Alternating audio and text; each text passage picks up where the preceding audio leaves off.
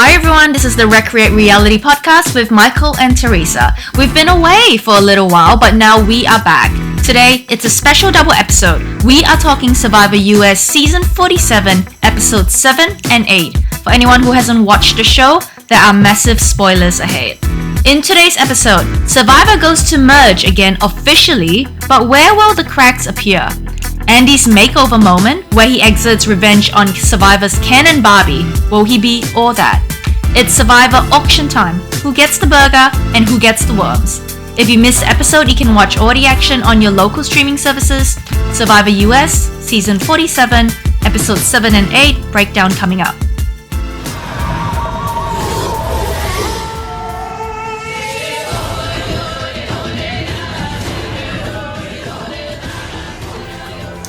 We're back, guys. Sorry, we've had a little bit of a hiatus, but we're going to try and make up for it today with a double episode. So there's a lot to catch up on. So, how are we going with 7? Oh, okay, so episode 7. So what happened was we found out that Tiana went home. There was 5 kind of like tribe, 5 Tuku versus each other. And we all thought it was going to be Rachel, but it didn't turn out to be Rachel. There was quite a bit of like a long-winded discussion about it being Rachel, but I think we were all blindsided, and it turned out to be Tiana. Tiana goes home. We didn't like this episode, okay? So we're not going to spend too long on this episode, I'm sorry to say. I found it very frustrating. I found it to be one of the episodes that highlighted the weaknesses of New Era American Survivor. So we will touch on it. We're not going to neglect our obligations to you and to talk about the show. But what we might start with is the problem with the format of New Era Survivor in as it is encapsulated in episode 7. Okay? So what I found very frustrating about this episode is that it was a merge. Okay? We talked about this whole new dynamic of a new game starting and how it's going to be this whole new thing. And often when we get to merge, it blows apart the whole tribal alliances and it becomes an individual game, which we love because that's when the game really starts. It's about the relationships you form. And it's very exciting too when you see like, exciting. You know, new players coming together, you know, a lot of like maybe old alliances that were in place with the individual tribes. They are now kind of disbanded. You know, you have people forming new relationships. Exactly. Unfortunately, there was quite a few gimmicks that I think came up during the show feel kind of derailed that process. Stuff these gimmicks, man. Yeah. I don't like these gimmicks. Because what happened is, okay, first of all, they had a challenge that divided the tribe back into 2. Yes. Right? You just joined into one, and now you're making a challenge that divides you into 2. Which kind of defeats the purpose of a merge. Right? And then half of the people from that challenge are safe while the other half go to reward. So immediately, and not only that, but the half that are safe don't get a vote at the tribal. So now you've disabled half the game. You've reduced it now to a game of 6, where the chances are very low of survival, where your chances of interaction, of finding alliances and strategic connections are very low. Not just that, but of that 6, most of them were Tuku, and only Rachel was the single non-Tuku. So she was screwed, okay? Yeah, and I'm sure the show didn't mean for it to turn out this way. I mean, you can't tell who's going to be in each of these 2 groups. But just so happens, by luck, by coincidence, all the Tuku tribe were in the same group with one person. And I guess it just made it very frustrating. It did. And then not only on top of that, you introduce an ex-safety without power thing that Sol gives her. He doesn't even have to sneak into the camp to give it to her. He just passes it through the producers. We'll talk about that when we get to it. That then makes Rachel safe, so she leaves the vote, which further, it sort of cancels out everything that had been going on because the whole episode had been about who are we working with in this new era formation of this new merge, right? Everybody had been scrambling. Do you want to work with me, Genevieve? Yeah, I want to work with you, Sol. Which is the really fun part that you love about Survivor. You know, you like finding out. It's this mingling. Yeah, this mingling. Who can work with who? Like, you know, what's stopping them from working with each other? And then we get to tribal. And then, like, you take away the person that they'd all been talking about in the tribal, saying, we're going to get for Rachel. And then suddenly it's just this game of whispers, franticness. They're eating each other. It's not good gameplay. It might be good drama, but for me, it's not good gameplay. I like to see intentional votes with real action and intentionality and agency. You know, you want players to have their own agency, but I feel like when you have all these advantages, all these you know, like teams being split into two. You know, I mean, Carl even wins like individual immunity in the losing team, so that further seals the fate of like the other 5 people, which is very weird. So he protects another 5 that he's got nothing to do with, no connection with, but he protects a 5 that he may have wanted to work against. So you take away their agency and their individual power to play the game. You take away their vote. So much wrong with this. I'm sorry. If you guys disagree with us, I'm sorry to bang on about how much we didn't like this, but we want to hear from everybody. So if you like it, please tell us what we're missing. Maybe we're seeing this the wrong way.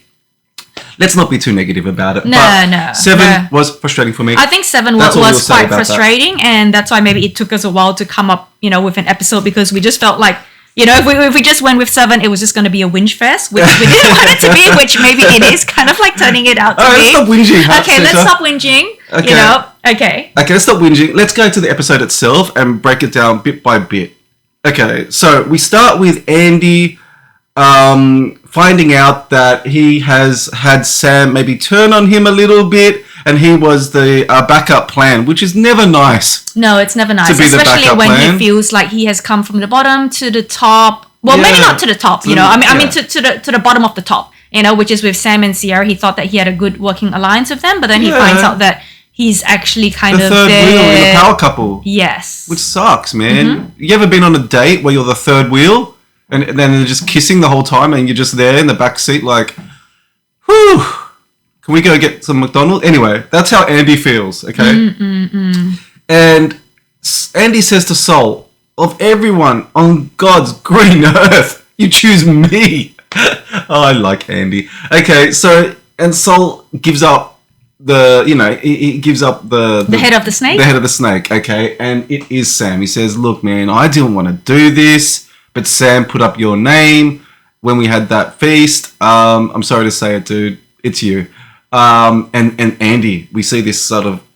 He gets these great movie moments where we get this internalized scene of, you know, layered video footage of a close up of him and voiceovers, and it's like a beautiful mind and this paranoid, you know, hyper dream, and it's fantastic cutting.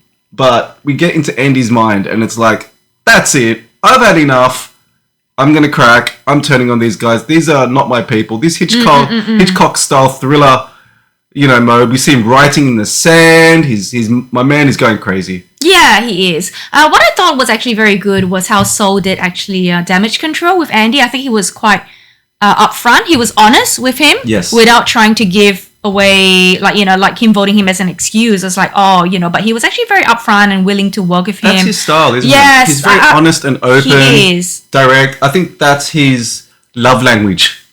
It's not love language, it's his survivor language. You know, we've been talking about, we'll do this next episode maybe, where every player has their own survivor language, right? The way they play, the way they communicate, the way they leverage things. His is honesty and openness, Sol. I haven't worked out this thought fully, so it's not a fully developed idea. But Sol's language, honesty.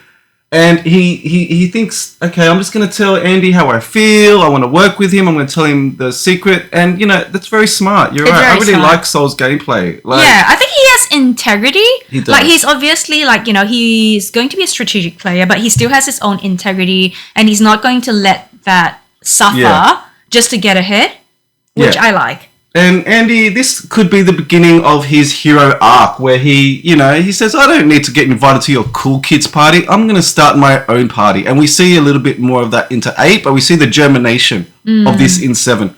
Speaking of parties, I'm sorry I'm hogging the mic a little bit, but I have to get into this. We see the other germinations of an all-female alliance. Yeah, I think it's interesting how in a lot of seasons of Survivor, you always see this kind of formation where women just gang together and, you know, gang up against on the men that's in the tribe. I think that's great. And obviously when we talk about all female alliances, we have to pay tribute and tip our hat to the Black Widow Brigade. Parvati, Siri, Danielle, Amanda and Natalie. Historic, great, powerful, strong, sexy women who use their guile, their charm, their sex appeal to just completely destroy all the men, including the signature moment of taking an immediate necklace away from Eric and having him say sorry for it too. This was like gaslighting at its finest before gaslighting was a thing. This showed all the power. As Siri said, we may not have muscles, but women, we have brains. And that is the all-time greatest female alliance that the show even mentions it in this episode, that all female alliances will be measured against. Yeah. I don't know if this crew of, what is it? We got Teeny, Sierra, Rachel, Genevieve. We got, Sue and Caroline. I don't know if they can match up to that historic alliance, but we'll see. Well, I mean, there was the previous Breadwinners alliance, but that didn't last very long. I think that lasted like an episode before it got betrayed, before, like Sierra betrayed her counterparts in it. Exactly. Well, do you think that there will actually be an actual girls formation? No. Because for a true alliance, whether it be one or two people, you need unity. You need strength in numbers.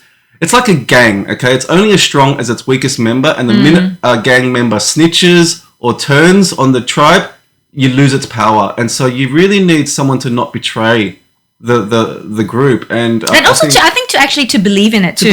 To actually think that, okay, as women, we are actually better together than as men. But as we know, I think with everyone that comes in, you have your biases, your prejudices, your relationships. Some women might work better with men, in which case, it doesn't make sense to go into like an all girls formation. I'm not buying it, because already we know that Sue wants to work with Gabe. We know Genevieve wants to work with Sol and Andy. We know Rachel wants to work with Sol. We know Sierra wants to work with Sam. So even though they have this temporary sort of girls agreement, I think they have stronger relationships with some of the guys outside of that. So, not the Black Widow Brigade. No, I think, to be honest, out of all the girls, I would probably see only Teeny and Caroline maybe being a good formation of it. Okay. Because I think they actually kind of really do want it to be like all women, like they tend to be more pro women. Yeah. But with the others, I feel like, it is still in their best interest maybe to work with some of the other men, which is fine. It just all depends. But I think you have to know who you want to get into bed with if you want to form, the second Black Widow. Yeah, exactly. And those also, the original Black Widow, these were four all-time historic great players. Each of them were invited back. Like, I think, like Pavati played 5 times, Siri played 4 times. So they're extremely experienced, confident, powerful women, successful. Like, they know the game. These are first-time players. So very different dynamics. Yeah, you're still kind of like figuring things out, trying to see what works in Survivor, what doesn't. Yeah, exactly. So let's go to the reward, I guess. That's the next thing up chronologically, where Sol gets a scroll. And this allows him to remove a player from Tribal with safety without power. What do we think of this dynamic?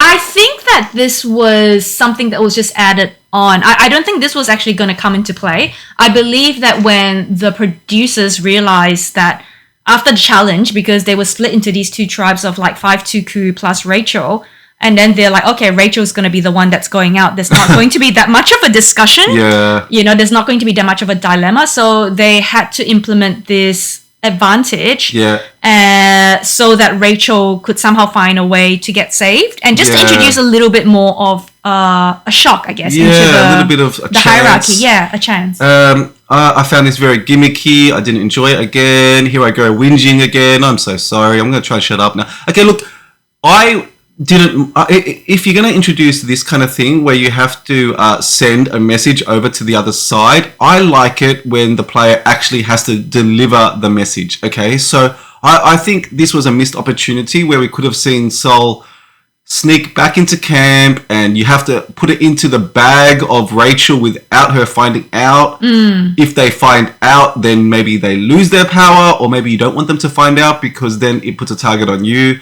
But I think it was a missed opportunity to see some drama, some espionage, some sneaking around. Instead, he just gives it to the producers, and the producers just tap Rachel on the shoulder.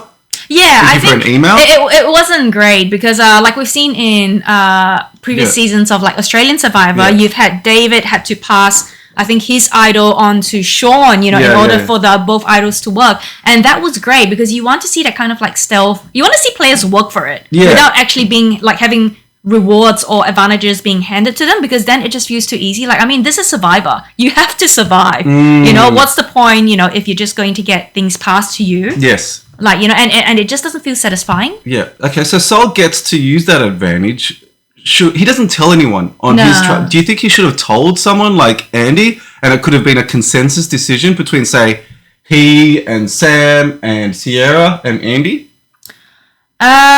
Maybe. Well, it's still kind of a new alliance. Maybe he doesn't quite trust them yet. And I think it could have been a missed opportunity because I don't know the dynamics, but like if he wanted to save Rachel and he did, you can presume that other Garda members also wanted to save Rachel. Yes. Like Andy, Sam, and Sierra. Oh, yeah. So maybe I thought Sol could have gone to Andy, Sam, and Sierra, who were on the reward with him, and said, look, I've got this thing. I want to give it to Rachel. Do you guys, are you guys down with that? Yeah, And they would have been like, yeah, I'm down to OPP. And they would have like also like then trusted Sol more that he's willing to use this advantage for one of us. So I thought it might have been an opportunity missed, but I think also Sol, that's his style. He doesn't want any attention. He doesn't want credit or blame. Either he's bad in this game to have attention. So maybe that's why he was thinking along those lines, I guess. I don't know.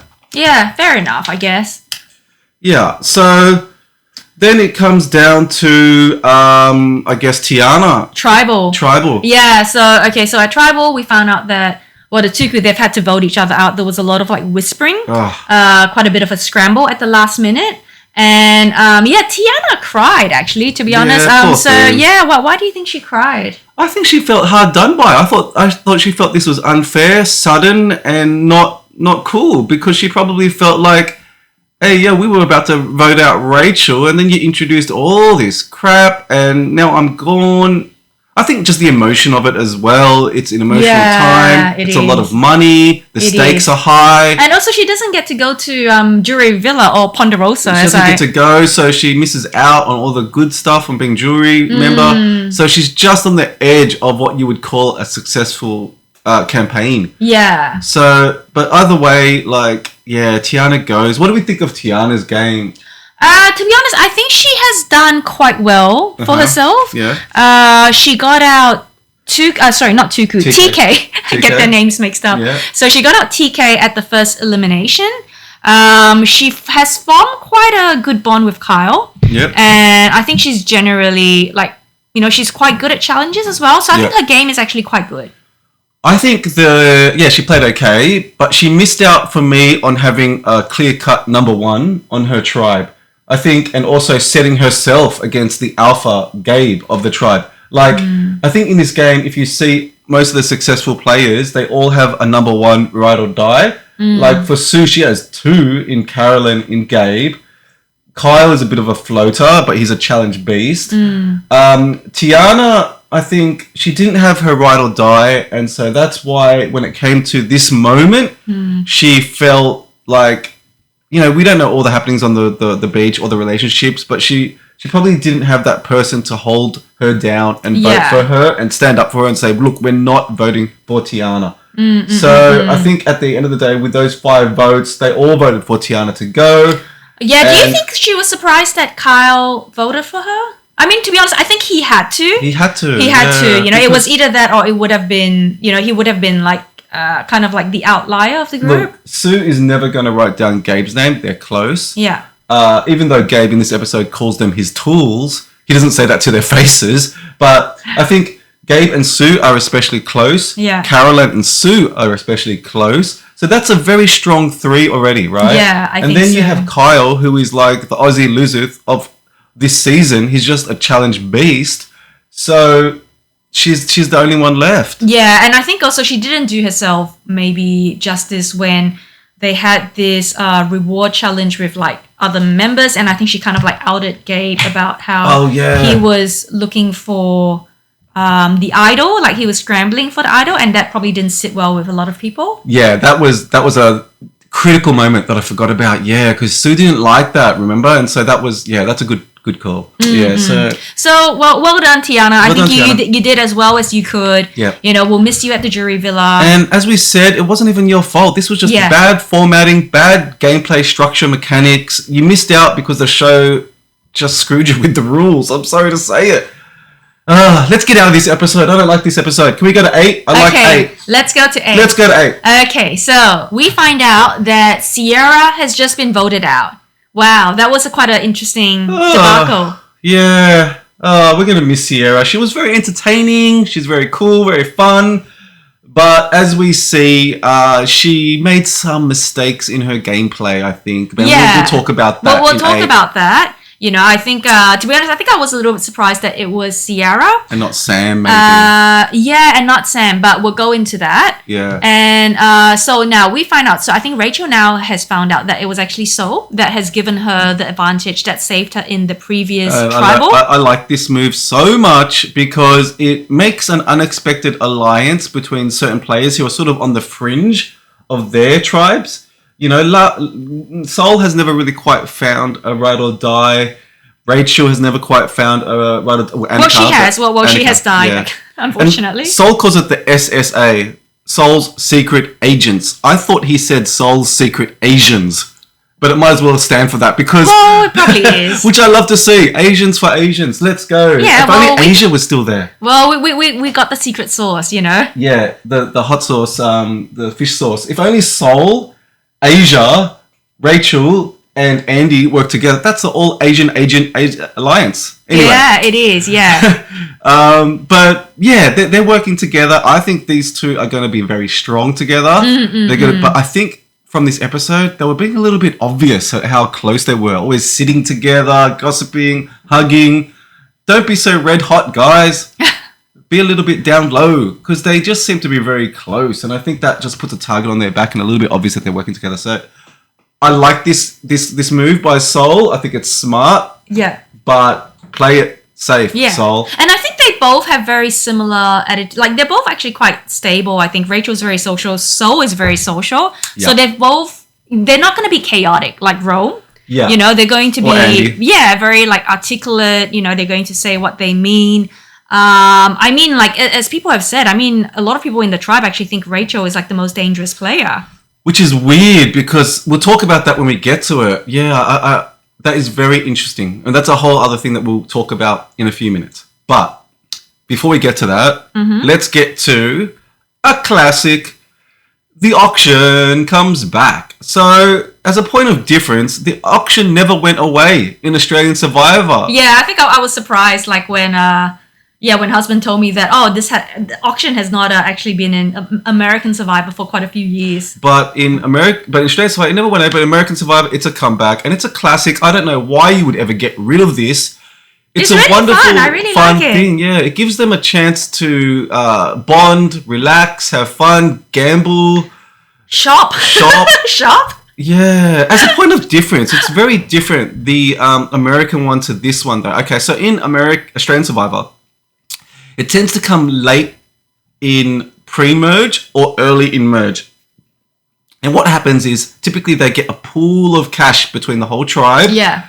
And they have to either divide it or negotiate to share certain funds to buy certain items. So what you see often is, say, if you get $300 each, someone will buy something that they really want for $400 or $500 and then have to ask for money, or they'll use other people's money. And that can either isolate themselves as being selfish or very selfless.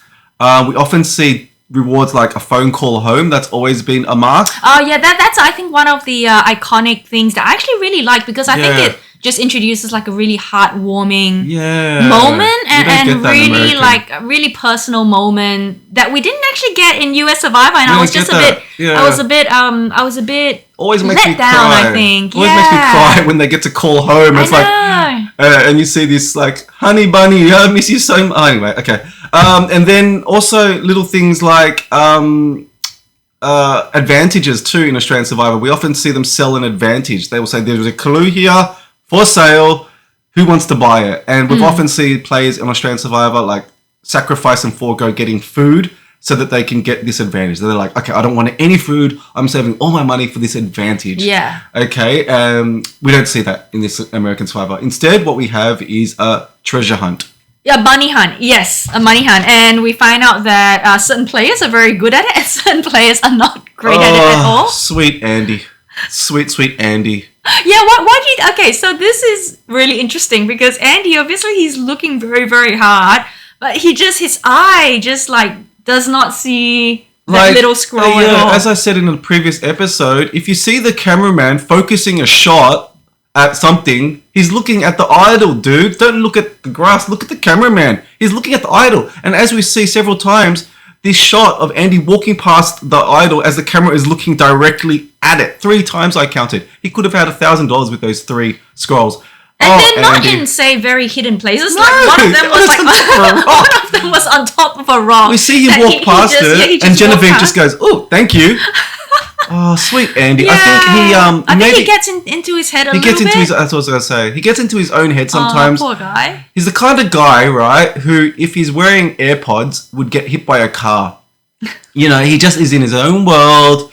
He's the kind of guy you need to pull from the sidewalk because he's in his own world. He's a bit of a dreamer, a bit of a daydreamer, but we love him for it. He's got so many adorable moments this season already. Well, he's got the most. I think he has got the most memes, I think, like out of anyone in this season. I know, and the show is giving him so many movie moments too, like A Beautiful Mind, His or That Thing, which we'll talk about later. But this is another one where he just cannot find a single scroll. I felt sorry for him. I thought Sierra was going to give him some money, but she doesn't. Yeah, she doesn't. I thought she was I think she was going to help him maybe like at least get 1 scroll because sometimes like, you know, you don't want to be, you know, to have the most scrolls and to see like someone without a scroll. I think that actually can be quite I don't know, alienating. Yeah, so Sierra gets the most, and do we think this puts a bit of a target on her? Oh, definitely. Yeah. So I think she's got like over $1,000. Everyone has about maybe on average about $500. They go to auction. Okay, so at auction, there are like several items that come up. Okay, this is one of the things what would you buy if you were at auction? Burger. Yeah. Or spaghetti bolognese. Oh yeah, you do love your spaghetti bolognese. But I have to cook my bolognese. I don't like it when other people cook my bolognese. I have a special technique. I'll talk about it in another episode. He makes a very good bolognese. But burger. Oh, I'd love a burger. Yeah, the burger's great. Oh. Yeah. Who gets the burger? Is that Rachel? It was actually Rachel, and that also came with a little advantage. A little surprise. In which she gets an immunity idol out of it. Yeah. Okay, and we have quite a few interesting things that happened. So there were these worms. And we get Sam, like, you know, who's never eaten watermelon or pineapple, but he actually scoffs down worms. He's an animal. He's a savage. I couldn't even look at those things, let alone touch them. He just downs 2 and just... And they would have been, like, wiggling too while they're, like, in your mouth and, you know... How could he have not tried all these foods when he's so brave at eating worms? It's incredible. Yeah, I think for me, because I was, like, a bit shocked that's never eaten stuff, but that totally... Him eating worms totally cancels out, you know, everything that he hasn't eaten. He can say at any dinner party, I've eaten worms, so what have you tried? Who's the adventurous eater now? I know. Okay, so Kyle breaks his vegan-vegetarian vows and eats chicken wings and burns... I didn't think he would. I thought he would burn spontaneously. Like, you know, like he committed sin. He felt shame. The poor guy. I hope he forgives himself. Yeah. Don't feel bad, Kyle. Protein. They're beautiful chicken wings. I love buffalo wings. And how savage was Caroline when she just like chomped down on those fish eyes? They were big. She is such a savage. Like, she is so... Okay, that clues me in onto her mental toughness and her mind state that she can just block out that, you know... The thought. thought. And also the gag reflex, The gag reflex. That tells me something about her. Like, she's tough. She's tough. She's got character. She's tough. She's a real force in this game. Because we know she's smart. Yeah. We know she's really cunning and insightful. Now we know how tough she is. I think that... not many people could do what she did. No. Just to rip into an eye with no reward, no incentive. Well, she doesn't even have to eat it. She could have actually just chose not to eat it. Yeah. And she just rips into like you and I know, like we've eaten fish eyes. But So they're it's actually little like ones. in Vietnamese cuisine, it's actually fish eyes are actually quite a delicacy. And Chinese cuisine, Yeah. and Japanese fish head soup. Yeah, fish head as but well. I don't eat it if I want. If I don't enjoy it, but I've tried it. Yeah, we've tried it, and they're very small. The ones that we have, they're like nowhere near as big as the ones Like that the size Caroline of a has. marble. They're just like a little gelatinous, poppy little thing. Plus, they're cooked in like all our, secret sauces. So they taste good. They taste good. They don't taste like raw, big, massive tuna fisheye, what Caroline ripped into. Like, and Sol gets a big pie. Oh yeah, And I haven't seen a pie treated like this since American Pie. Oh, he just rips into this thing like a bear. Yeah, yeah. He just picks up and just throws it into his face. Well, he would be hungry too. I mean, like I can just imagine a lot of the big boys. They would be so hungry. Yeah. You during Survivor.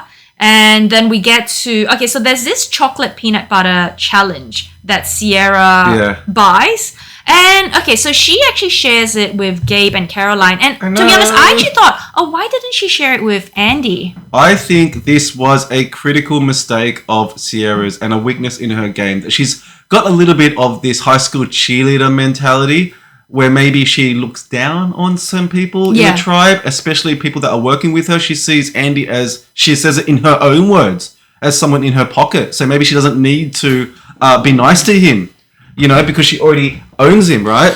But this was an opportunity. Poor Andy hasn't had anything to eat all auction, okay? He's sitting there starving, and this was an opportunity to give him a little touch of kindness, maybe ensure his loyalty, and she doesn't. She gives it to two people that she has not worked with in order to maybe win their vote and win their friendship. Who actually ended up voting for her. I know, people are not so easily bought with peanut butter. Yeah. It's better to consolidate than to buy in this Yeah. game. And I thought this was a big misstep by her. Not the misstep, but I think this speaks to maybe the way she'd been treating people in her tribe previously.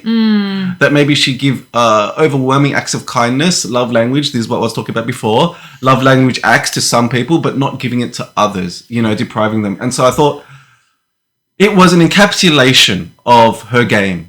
Okay, Yeah. so her not giving Andy a taste of peanut butter, Yeah. cookies. Yeah, because Metaphor. like Caroline and Gabe, yes, you want to work with them, but they've also had money, they've had to spend it. Yeah. I mean, it's unlucky that they got the fish eyes and they got, I don't know what Gabe got. I think coconut water. Coconut water. Yeah. But whatever. But still, Andy didn't actually. Andy's starving. He didn't get anything. He didn't even get a chance to participate in the game. I thought that would actually have been a really nice thing to do. Yes. Maybe not even just for his loyalty, but maybe just for some sort of kindness. Exactly. Yeah. And Sam, because he plays with with the most cash left, he gets no vote. What do we think of this? This is some bullshit. I'm sorry to swear. Oh yeah. I don't like these things. Yeah. So I think we call them gimmicks. We don't like these kind of. It feels very forced. I think this is again this is the first time they're actually all voting together. After coming to merge again. So I don't feel like you need to introduce things like losing a vote, like an idol so early in the game or an advantage, Yes. because you want to see how people organically move, Yes, well said. and for it to be natural rather Yes. than forced. But I feel like with Sam losing a vote, it just automatically puts him at a disadvantage. There's probably It more of a screws him. likelihood that he will get voted out. It screws him and Sierra. I'm okay with people losing their power, but it has to be justified, okay? So, for example, give people an opportunity to gamble, to play for, to make a mistake that causes them to lose that vote. Okay, you need to gamble. Do you want an idol or do you want to lose your vote? You have to gamble to make an action happen. But, to fine people for not crossing the road is really lame. You fine people when they cross the road, not when they don't even move. He didn't do anything wrong, and yet you're fining him. I think we don't like systems that punish people for doing nothing wrong. You know what I mean? That's not good gameplay. It's like in Monopoly. If you don't get to roll your dice and you go straight to jail for doing nothing, that sucks. But if you roll the wrong dice, then we can accept that as a gameplay mechanic. And I think maybe that's the thing with US Survivor that I found maybe quite jarring compared to Australian Survivor, is that there's just a lot of things that sometimes come into play that puts the organic actions of someone to the wayside. Yeah. And and it's also all these behaviors that we love to watch. What happens when someone does this, but that just gets like thrown to the dust. And I think, like you said, US Survivor, they put a lot of these rewards and punishments out without actually the player having earned it. Exactly. Yeah, what we like about the game, and we love Survivor, both Survivors. What we like is the social dynamics. It's a microcosm of the world, right? What would happen if you put 15, 16 people on an island? Who would be the last to survive? That's the inherent question, okay? So who would survive through physicality and through their mental fortitude and through the relationships they build and through relationships, right? So a manipulation of survival. That's outwit, outplay, outlast. That's the inherent nature of this game. Not a crow comes by, a shark comes by, randomly eats half the tribe. Do you know what I mean? I'm sure that's maybe the chaos of nature that you could justify. But we don't want to see randomness, so much randomness. We want to see who the best survivor is. And so when you disable half the tribe, when you take Sam, who has been one of the strongest players, and disable his vote, it really hurts our curiosity and our love for this dynamic and the search for this satisfying result. Yeah, I think this kind of like natural evolution as to like how, like who actually does survive. Yeah. Okay. So we won't bang on that again too much. We're trying not to be too negative, so I'm sorry if we have been. But then let's get to the challenge. Okay, so the challenge, well, we find out that there's actually going to be 2 winners this time, so both a male and a female. I like this. Yeah, this is a really good challenge. I like it because... I like it when you give a male and a female immunity, because that makes it a little bit more fair and doesn't just rely on rewarding the strongest guy, Which I think sometimes certain challenges can actually favor male over female. Yeah. And in which case, Sue, she did amazing. She won the immunity challenge. You could tell she was really emotional after she won it. She's so proud, and she's saying, here I am, like telling anyone who's like of my age group that, you can do this, you don't have to rely on your age. You're still amazing. She is putting these young kids to shame. She is, yeah. Like, she is 30 years older than the average group age. Okay, she says she's 45, but she's really 58. Okay. Everyone else is around 28. She's 30 years older, and she's putting them to shame. She's stronger, fitter, looks better than half of them. Embrace your age. You don't have to be ageist to yourself, Sue. Don't worry about saying you're 45. Say your real age, because you are amazing at this age. And she beats them. She's got, like, as I said, she's so much older, and she's so much fitter than them, and she's incredible. She's amazing. And she's someone to be applauded, because I don't know whether it talks to how unphysical the rest of this tribe is. We've talked about how this might be the least athletic Survivor cast I've seen, because most of them work indoors, compared to some of the challenge beasts in the past. But one challenge beast definitely this year is Kyle. Yeah, he is amazing. He's a construction worker. He works outdoors. Yeah. So, and rightly so. I mean, he wins another challenge. I think it's his 3rd in a row. He could, if he doesn't lose he needs streak, to keep winning. He needs to keep winning, because, like you said, like first time he doesn't win, he's going to get voted out. Yeah. Because he hasn't built up the strongest of networks, I think, from what I've seen. He hasn't got a ride or die, so he really needs to keep winning. But I think he has the potential to keep on winning, because he reminds me of Ozzy. He fits that physical type, a taller Aussie. Aussie Lilith from the American Survivor, where he has this lean, balanced, well-proportioned physique that is really good at Survivor challenges.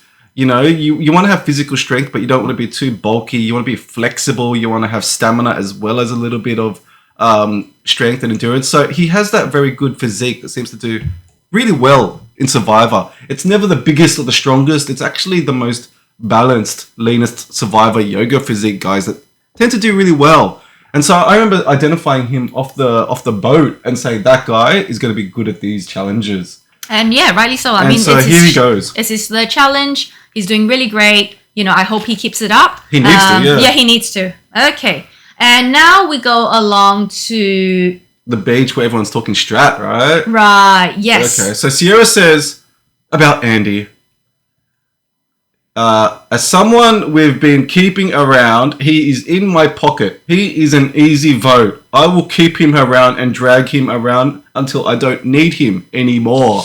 Oh my god. Oh, yeah, that was quite vicious, I think. Yeah, I think when I heard that, I had to like cringe a little bit. Oh, cheerleader Sierra. The old cheerleader, high school cheerleader came out. This is like an episode of Glee. And she was like... She is Quinn. Quinn, yeah. She's the blonde one. And he is like, I don't know, the guy in the wheelchair or something. Because he had his coming out, his all that moment, didn't he? Yeah. So I think in this case, I think we've seen Andy really rise from the bottom to the top. Yeah, like I mean, and the thing is, he's self-aware. Okay, he's like, okay, yes, I may be a bit nerdy, I may be a bit geeky, you know, but watch when I take off these glasses, I just flick my hair like Johnny Depp.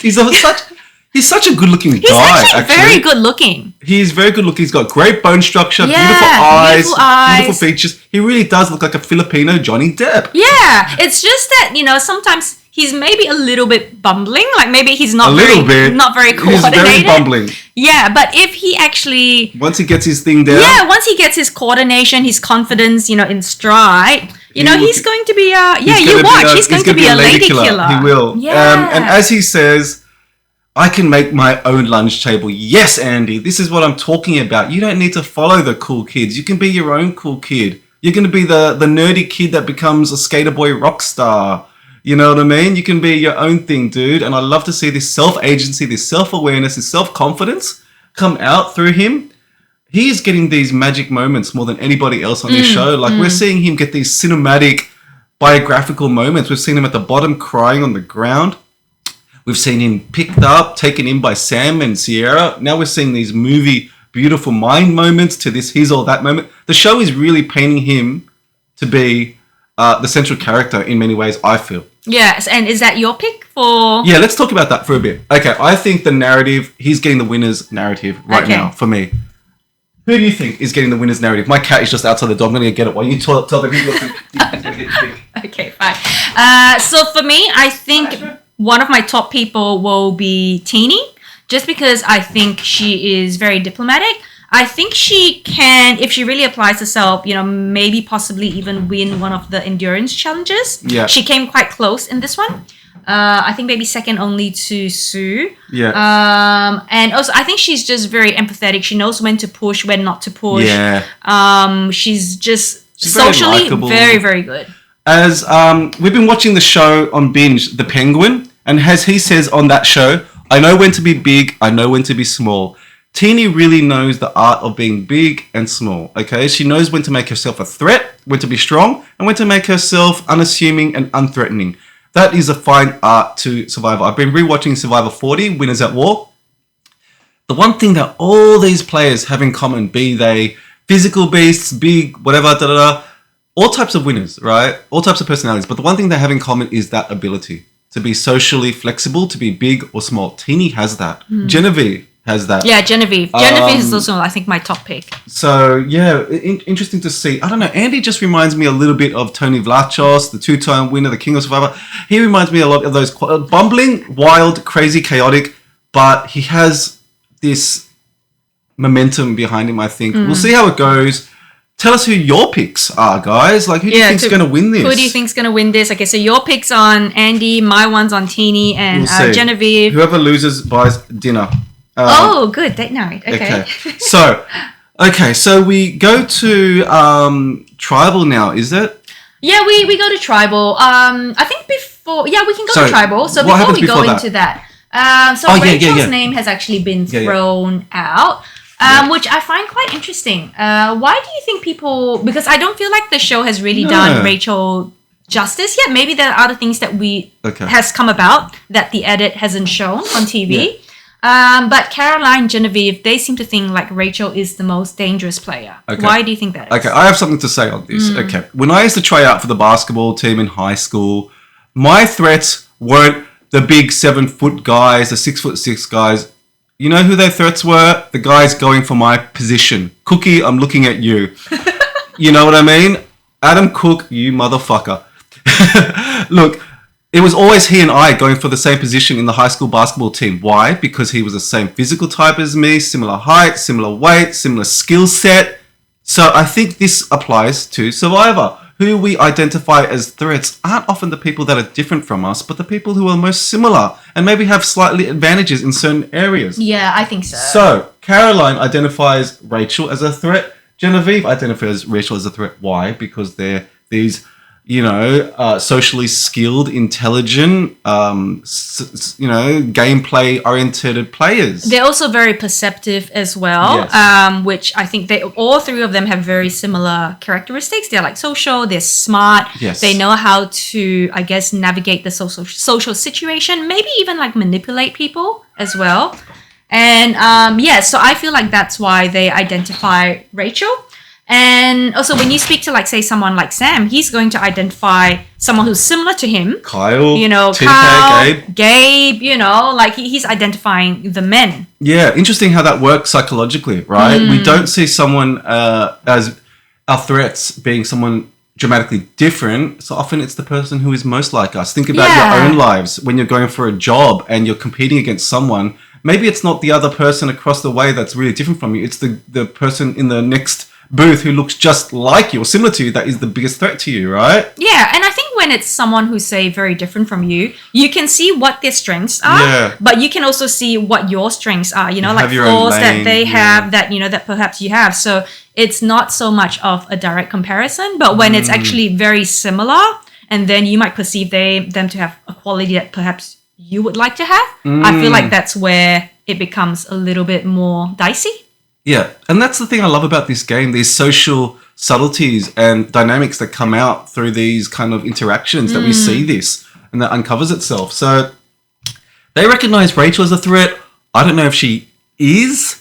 I think there are lots of threats on the island. There are lots of threats. I think there are threats everywhere. Yeah, I think depending on who you are, that there's going to be a threat in everyone. And I think that's the case of the island. They're all looking at different threats everywhere. Everybody has a different threat wherever they look, but we see it close in on Garda tribe and the Ken and Barbie of the tribe. And I think this was the thing that they messed up with. These two, they were too strong together. They were too obvious that they were working as a duo. They were too closely aligned. They should have said something like, let's work together, but let's not hang out together. You know what I mean? That would have been the smart thing, but the physical attraction was too strong. Yeah. I don't know. I mean, we did see it come to tribal there where there actually was a tie between Sam and Sierra, and they did not. Sierra definitely didn't realize. I think she was really quite blindsided by it. Sam, do you think maybe he might have had an inkling because he didn't have a vote? No, I don't think he did. I think that his behavior on tribe was interesting because he's a cocky son of a bitch. You know what I mean? In a good way. Like, we saw him just hanging around on the hammock. We saw him just walking up to people at the well. Hey, you guys are I'm going to vote this time, so you guys need to do this. We're voting for Gabe, yeah? I want Gabe. Okay, go, I'm going to take a nap. He was just very laissez-faire, very relaxed. He wasn't nervous. He wasn't anxious. Yeah, his gameplay is maybe also a little bit more basic because I think for him, he's still playing along the Lava plus Garda tribe. Yeah. Thinking that, that's what we had at the previous reward where both of them kind of like merged together. But now it's actually all game on. People will shift sides. And if you're still going to play along original tribe, you are actually you're not going to benefit going forward, I think. I think Sam and Sierra are the high school quarterback and the high school cheerleader. Very good-looking, popular, socially skilled players, but they haven't got that this is college. This is the pros, all right? They haven't evolved their gameplay to work with everyone. They still think along these very basic social lines. You're wearing yellow, I'm wearing yellow, you have to vote with me. It doesn't work like that in the professional world. That's high school, okay? In the real world, you need to cross over and work with the awkward Asian guy in the other aisle. You need to work with Sol. Because Andy now is going to be your boss in the real world. Okay, I'm getting really divergent here. But you are. It's okay. But my point is that they played along these very basic social lines and they needed to evolve their gameplay and be aware. Because Andy did. As soon as we got to merge, Andy is willing to be flexible. I think he's really formed a lot of relationships across the aisle. Yeah, he with is. Everyone. He's got good relationships. Yeah, we see a montage of him talking to everyone. He's talking to Genevieve. He's talking to Sol. He's talking to Gabe. You know, he says he wants to work with Lavo and Tuku. Yeah, whereas Sam does not. He just assumes that everyone will work with him. And he's like, yeah, we got Tuku or Lavo. We got this, babe. And, you know, I thought he was cooked here. When we went to Thai, I thought he was cooked. What did you think? Yeah, that was interesting because I thought, okay, the fact that he didn't have a vote, the fact that Sierra had a vote and could vote Sam, so I thought people would actually vote Sam. So I was surprised when it was actually Sierra that got the vote, and that got me to thinking there must have been some sort of consensus pre-tribal where they split the votes on Sam and Sierra. And if it went to a tie, it would have been Sierra. Yeah. Because really, if you didn't really talk about it, the natural inclination, I feel, Sam. would have been Sam. For sure. But as they say, I think they were talking about who the head of the snake is, the head of Garter. Sierra was always the head of the snake. Of her and Sam, she's the one that gets the final word.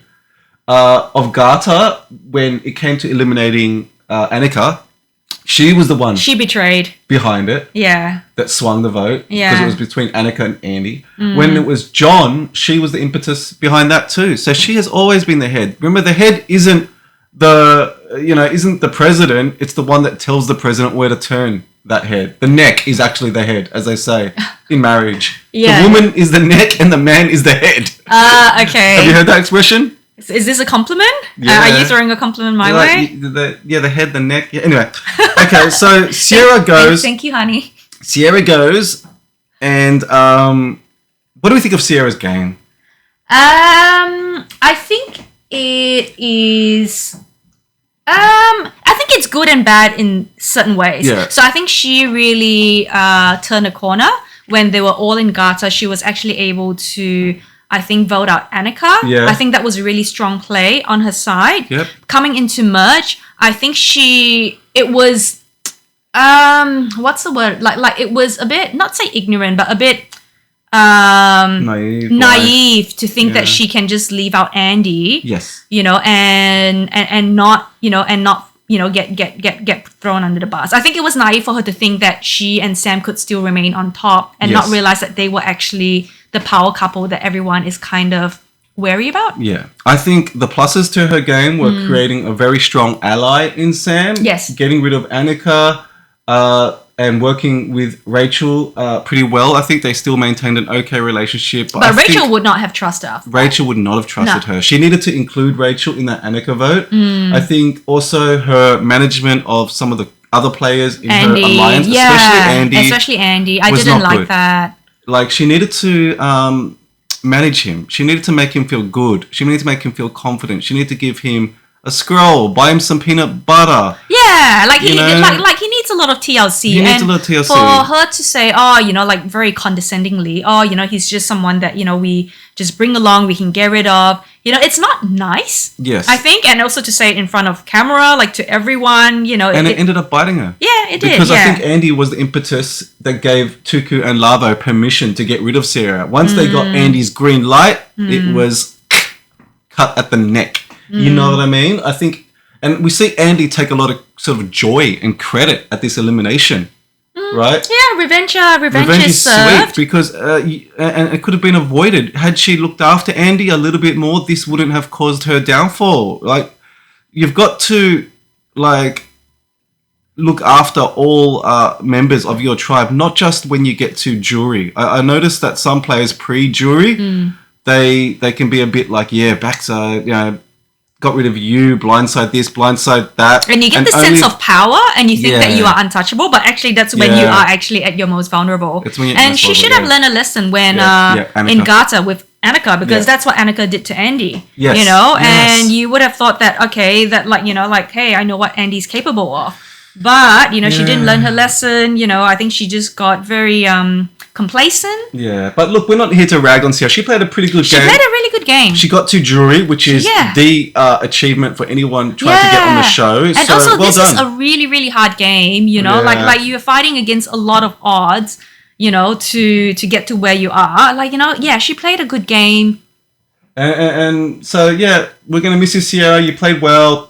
Okay, so now that Sierra goes home, what do you think is next for the tribe? What's going to happen with Sam? Ew. Okay, I think Sam is going to click it. He's lost his girlfriend. He is going to go crazy. He's got no one left to cuddle with on the beach. Unless, what does he do? I mean... Well, okay, do you think he can... How is he going to be with Andy? What do you think? Let's just predict, just for fun. I think he is going to be raging. He's not going to accept this from Andy, and he's going to try to get Andy out, okay? Because he's got this pride, this ego. How did this guy get me? How did this guy betray me? How did I lose to this guy? I'm bigger, stronger, smarter, better looking. He has that ego. Yeah. But if he is smart, he'll see this as an opportunity to work with Andy and be like, okay, the buffer between me and Andy, Sierra, is now gone. Yeah. Now I can really work with Andy as an ally. Yeah, because I think Sam has always wanted to work with Andy, but it was actually Sierra that was kind of holding him back. Buffer, yeah. And I hope he goes that latter route. Yeah. Because they could be very strong together if they work together. Yeah, there's nothing like a rupture in a relationship to create repair and to make it even better, right? Yeah, right. And, sometimes out of a bad relationship, the best relationships form. Yeah, So, I hope he plays it that way. But I fear from my inklings that it will be an Andy v Sam showdown in episode 9. What do you think? I would like Sam to be able to work with Andy. I hope it can happen. I don't know. I think I would like to see this character arc for Sam. Yes. Because I feel like he's been very reliant on Sierra. He's been I think he's still playing on quite basic lines of like Gata versus Labo versus Tuku. Yes. I think it would be nice to see for him to be at the bottom and to kind of like learn to survive. Yeah, learn to survive. Yeah. So the other dynamics going around, I guess we should talk about. We know Sol and Rachel are working together. We know Andy is working a little bit with Sol. We still have the strong threesome of Caroline, Sue, and Gabe. Okay, who do you think is next on the chopping block? If there was no extra advantage or like whatever that comes into play, what is the natural next? Who's the next natural target? Kyle, I think. I think Kyle, if he doesn't get immunity. But I think that's a shame because he's also kind of a floating number where I think we're seeing him work a little bit with Sol. He hasn't got a necessarily a strong ride or die since TK left. Yeah. TK was his bro. Yeah. And so he's looking for a bro. So Sol, find him, bro up with him. Yeah, he could take you all the way to the very end. Yeah. Yeah. If you have a Kyle who is so good at challenges, you bro up with him, he gets immunity through a lot of the immunity challenges. That's a safety. He becomes a shield for you. Yeah.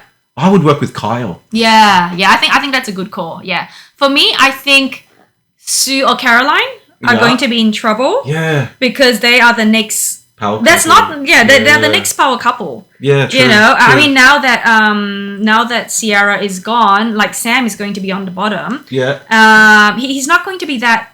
That formidable anymore. Yeah, so the next, true. the next, the next thing you're gonna look at is who's the next in line, which is the next power, It's and that's always, going to be Sue or Caroline. It's always the people on the ends that go, right? Yeah. In Survivor. And the people in the middle are safe. So it's the people at the bottom or the people at the top. Yeah. You always want to be in the middle in terms of the numbers. Yeah. So I think you're right. I think Sam has fallen from grace. Yeah. And now Sue's the queen. It's the head of the tail. So now Sue and Caroline are the queen and consigliere respectively. Yeah. So Well, we'll and see how it plus, goes. don't forget that Sue also has that alliance with Gabe too, as well. You know who I think is such a good player at this time and does not get enough airplay or mention? Gabe. This guy is playing quietly a very, very strong game. He's got strong alliances. He's got a shield. He's got protection. No one is seeing him as a threat other than Sam. Keep an eye out for Gabe. That's all I have to say about him. He's cunning. He's cunning. He's good. He's all funny. right. Okay. Well, guys, so that's a wrap up. Shall we wrap it up there? That was a good episode. I liked 8. We'll try and get faster with episode 9. We won't leave it 2 weeks like we did last time. I'm sorry. I think 7 was just a bit of a bummer for us. So we were just like, what do we talk about with this episode? Yeah. So we let it slide a bit. I was a little bit crook. But we'll we'll be faster with 9, guys. So thank you for bearing with us. Yeah, okay guys, so this is a wrap up and thank you for listening to the show. This is the Recreate Reality podcast by Michael and Teresa. You can find us on Recreate on TikTok and Instagram. That's WRECK.CREATE, where you can watch funny short clips of what we've talked about. And if you like what you hear, be sure to like and subscribe to our pod. It really helps us a big deal and we are extremely grateful for any support you give. We'll be back shortly with the next episode. Stay tuned. See you guys. Bye.